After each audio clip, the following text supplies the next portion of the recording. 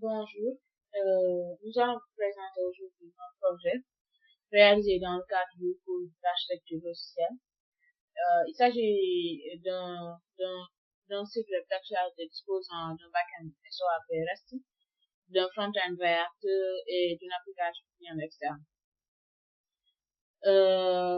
On a structuré, tout d'abord, je vais vous présenter, ce projet a été développé par un groupe de 3 personnes, composé de moi, Sophia Diallo, Naïle Diop et Extacy. On a structuré ce projet en 3 parties. Une site web d'actualité avec gestion des utilisateurs et du contenu, des services web REST et SOAP exposant les fonctionnalités métiers à des applications externes, une application client externe pour la consommation des services SOAP. Bon, expliquons directement vite fait le code. Bon, ici, dans la source, on verra les différentes pages, les fichiers. Par exemple, ici, dans la page, on aura les différentes pages qui vont permettre la navigation euh, sur la page, la navigation de l'utilisateur entre les différentes interfaces, Par exemple, ici, dans Homepage, on a géré l'affichage des actes et la pagination, mais aussi la recherche et le filtrage par catégorie. Article, on a géré l'affichage des détails d'un article. Admin page, la gestion des utilisateurs, la gestion des utilisateurs, la gestion des utilisateurs et des tokens par l'administrateur. Ici, dans l'éditeur dashboard, on a géré les différentes opérations. Par exemple, la création des articles, modification, suppression, etc. La page d'accueil, la page d'inscription, etc. Ici, dans contexte, on a le fichier of context.js. Le fichier of context.js, lui, il va nous permettre le stockage des informations sur l'utilisateur connecté, token role. On a dans ce dossier component nav.js, lui, il va permettre l'affichage dynamique des liens en fonction de celui qui est connecté. On a private.js, lui, il va permettre la protection des pages en fonction de celui qui est connecté. Ici, par exemple, dans Navbar, on va afficher, par exemple, les différents dashboards en fonction de celui qui est connecté. Donc, par exemple, si un visiteur, lui, qui n'a qu'une part éditée, celui qui est simplement un visiteur, s'il vient sur la plateforme, il ne verra pas, par exemple, s'il vient ici, il ne verra que accueil, connexion, inscription. C'est pour ça qu'on dit la gestion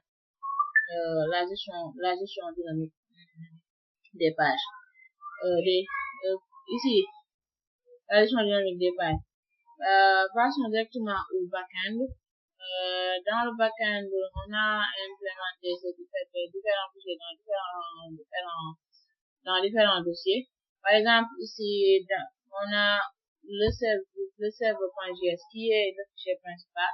Ici, dans ce fichier, nous avons configuré les routes REST. On a configuré les routes REST, mais aussi le service SOAP.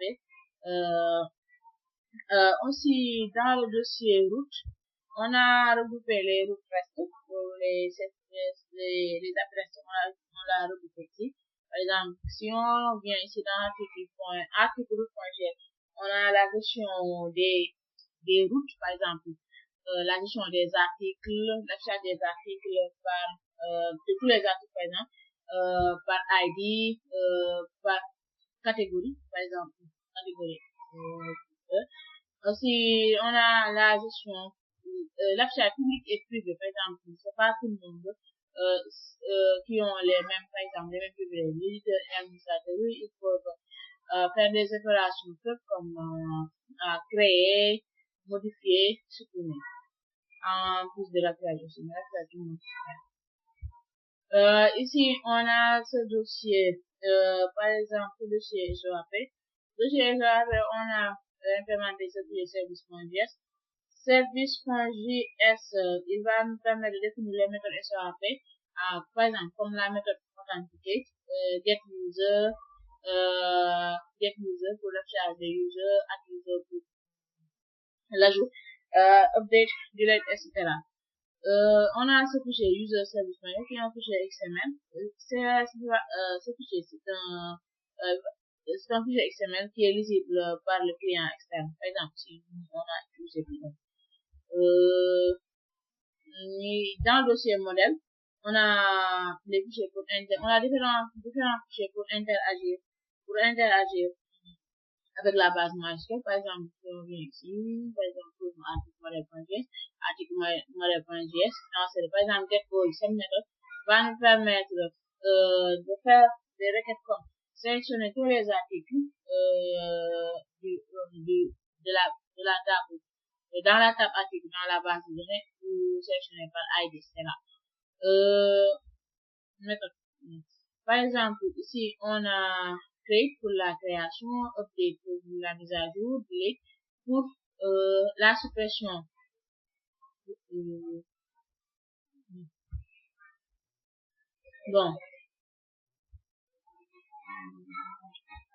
Bon. Ensuite, je crois que contrôle. On a été dans contrôle. Et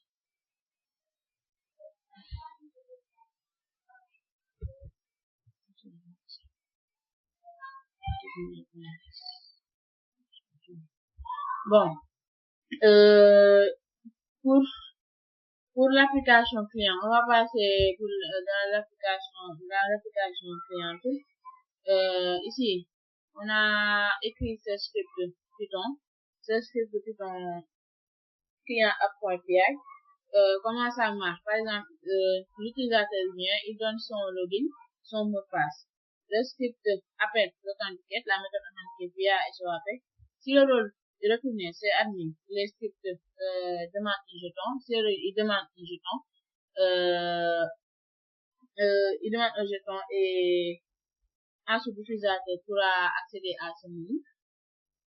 Il pourra accéder à ce menu, initier l'utilisateur, ajouter un utilisateur, modifier un utilisateur, supprimer, etc.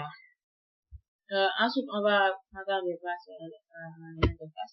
Voici l'interface de notre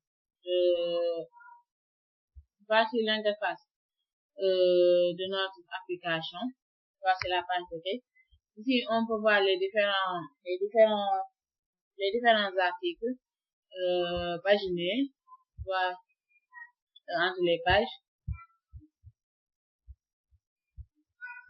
On peut aussi rechercher par exemple par nom. On peut filtrer par catégorie.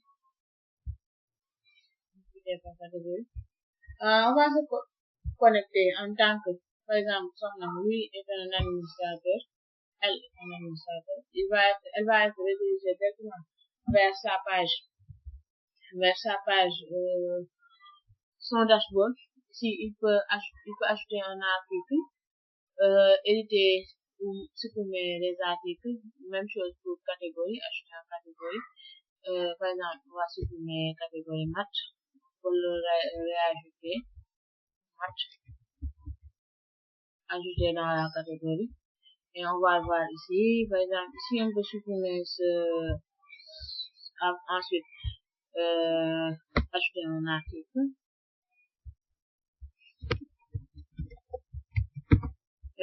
On va le mettre, par exemple, dans export, par exemple, on ajoute l'article.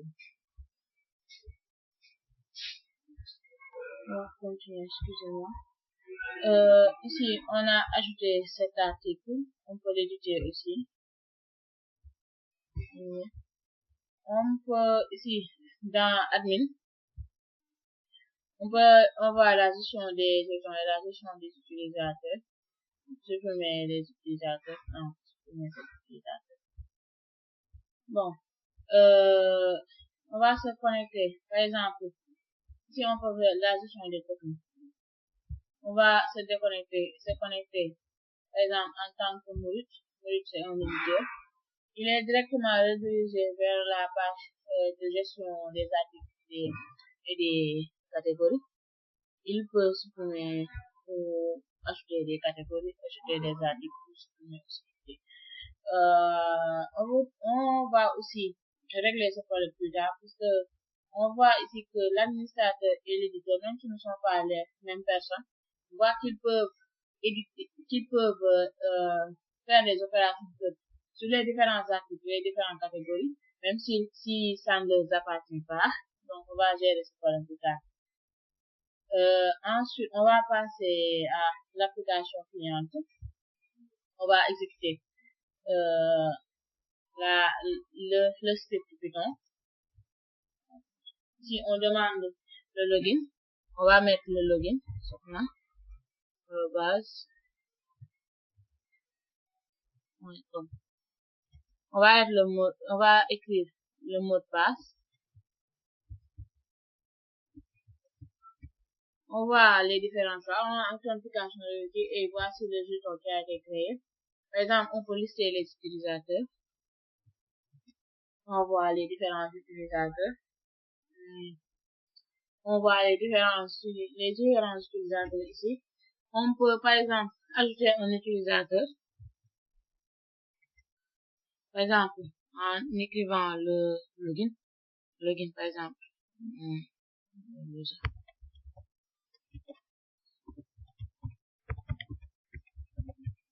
le mot de passe,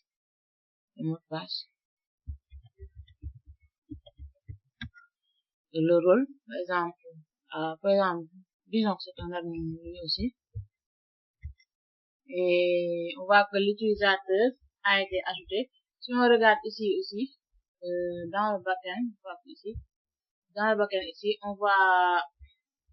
on voit ici que on a reçu une authentification SOAP,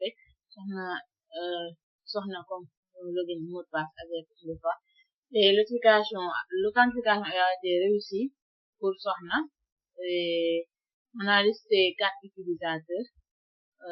Et on a aussi un callback qui dit que l'utilisateur a été ajouté. Si on vient ici sur par exemple, on se déconnecte pour se connecter en tant que Sohna qui est l'administrateur qui a créé ce serveur. Par exemple, ici, on va dans admin pour voir les utilisateurs. On voit que l'utilisateur user a été bien créé. Je crois que c'était tout pour cette présentation. Merci de votre attention. Je crois que j'ai oublié l'affichage des détails.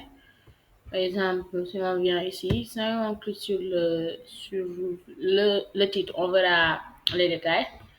Par exemple, cet article a été écrit par Sohna le 9 juillet 2025 et voici le contenu de l'article.